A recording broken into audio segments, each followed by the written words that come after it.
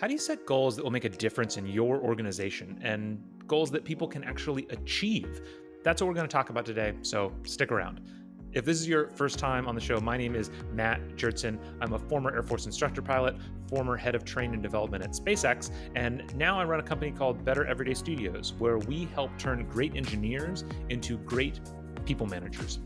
Goals are incredibly important for moving forward and achieving anything. I think, if you think about it from a personal development perspective, the one of the first things you learn is that you have to have some kind of goal if you want to move forward and achieve really anything of note. And yet I think in many organizations we really struggle with goals. And very often I think one of the reasons is because we have these annual goal cycles. And I don't know about you, but that's never worked in any organization I've been a part of. You meet once a year, you set these goals, you say this is what I'm going to achieve in the next 12 months. And then within a month, you forget about them. And then 12 months later, you get together. Oh, how'd it go? You're getting ready for the annual performance review. You look at the goals and you're like, oh, well, that doesn't matter anymore. We canceled that project. We went a different direction here. And it just, in today's world, annual goals are kind of out the window, I think, in a lot of organizations. The last organization I worked at actually did quarterly goals. This was quarterly company wide goal setting and performance review. And let me tell you, if you're listening to that and you're thinking, whoa is right. Like it was a pace. It was just like it was, especially from like, my perspective, I was on the team that was helping manage all this stuff. It was like we finished one cycle, we had like a week of downtime, and then we were getting ready for the next cycle. It was kind of crazy, but we kept it up for quite a while. And part of the reason I think we were able to keep it up is because we had a pretty simple framework for setting goals that really, really helped the organization. And I know there's lots of frameworks out there for how to write a good goal. SMART is a great example. I love SMART goals. There's absolutely nothing wrong with them. What is it? Specific, measurable, uh, actionable, relevant, and timely. There's a couple different ways you can define it.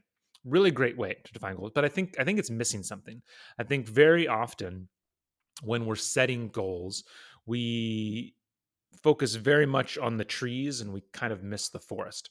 And so the way we fixed this in the last organization, kind of what we came up with, is this idea of and these are my words, this isn't the words that the organization used. When you're setting goals, what you actually want to do is you want to have a long-term direction and a short-term target. Let me tell you what I mean. When you sit down, and you can do this setting goals for yourself, or it works even better if you're sitting down and talking to your team and you say, okay, where do you want to be in 12 months? Great. You agree where you want to be in 12 months. Okay.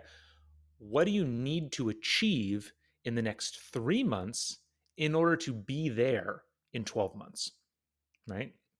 The reason I say, and so that can sound like you're just setting two goals, nothing too fancy. But the thing is when you talk about that 12-month point, it can be much fuzzier. I'm not super worried about it because the interesting thing is you're never going to get there. Things always change. And part of the iterative process is 3 months later, when you meet up again to see how close you got to your 3 month target, you reset, you just ask the question again. Okay, now where do you want to be in 12 months? That 12-month point is this constantly moving thing out in the future that you never actually measure yourself against because it's always going to be shifting. You're going to learn a lot in those 3 months. The world's going to change in those 3 months. The business is going to pivot in those 3 months.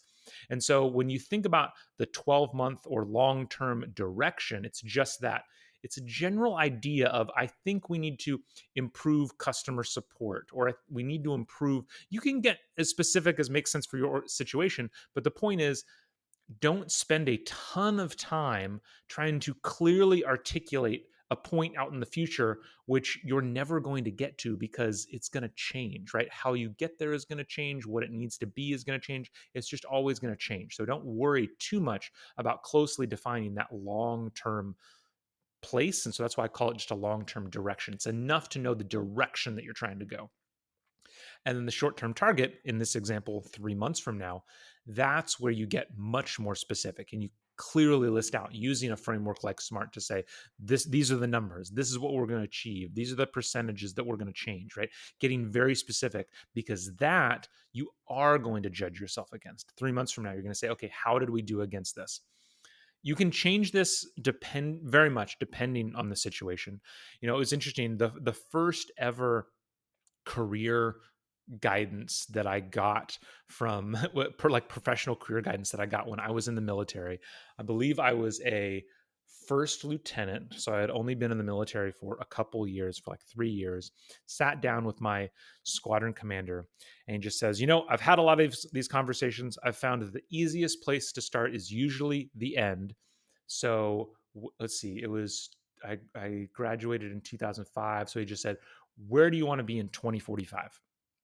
And he picked 2045 very specifically because in the military, basically like the 40-year point is you're out, you're done. You can't really continue unless there's a bunch of extenuating circumstances. So it's like, where do you want to be in 2045?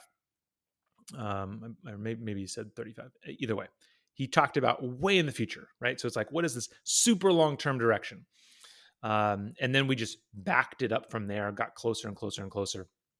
And so even from a career perspective, I think you can do that. You can say, where do I want my career to end up? In fact, this is one of the pieces of guidance that I give to a lot of people when it comes to career guidance. I always say, look at the people at the top of your organization and ask, do you want their life? Simple as that, right? And if you don't, then you should probably make a change. So we can start very big picture of looking long-term, but then you just keep pulling back. Okay, this is where I want to be in 10 years. Okay, this is what I need to do, where I need to be in 5 years from now. Okay, 5 years, 1 year. Okay, 1 year. Pull back to, 3 months. And then you could even pull back farther than that, 3 months. What do I want to do? Like, what am I going to do this week, today, that kind of thing. So hopefully that's helpful. I've found this incredibly helpful in a framework in terms of setting goals, of having, okay, what's the long-term direction, whether that's 5 years from now, a year from now, whatever it is. And then ultimately you have to pull that back to, okay, in order to get to that point, what's the near-term target that takes me towards that point? And that near-term target you want to very closely define. The more you do this, the better you get. This is what we found at my previous organization, where the first cycle, there was tons of growing pains. But as we went along, goals got much faster to set as people got used to this idea of, okay, big picture direction out there in a year from now. Okay, what are the specifics in 12 months? It helps make sure that even whether you succeed or not, you're going in the right direction, right? So it helps make sure you're actually going to have an impact in the organization.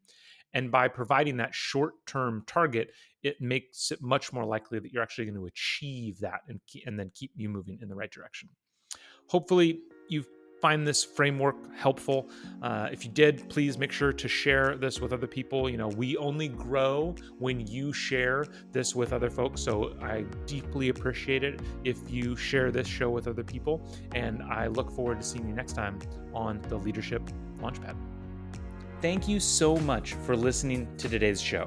If you are looking for help turning your organization's great engineers into great managers, me and my team at Better Everyday Studios would love to help.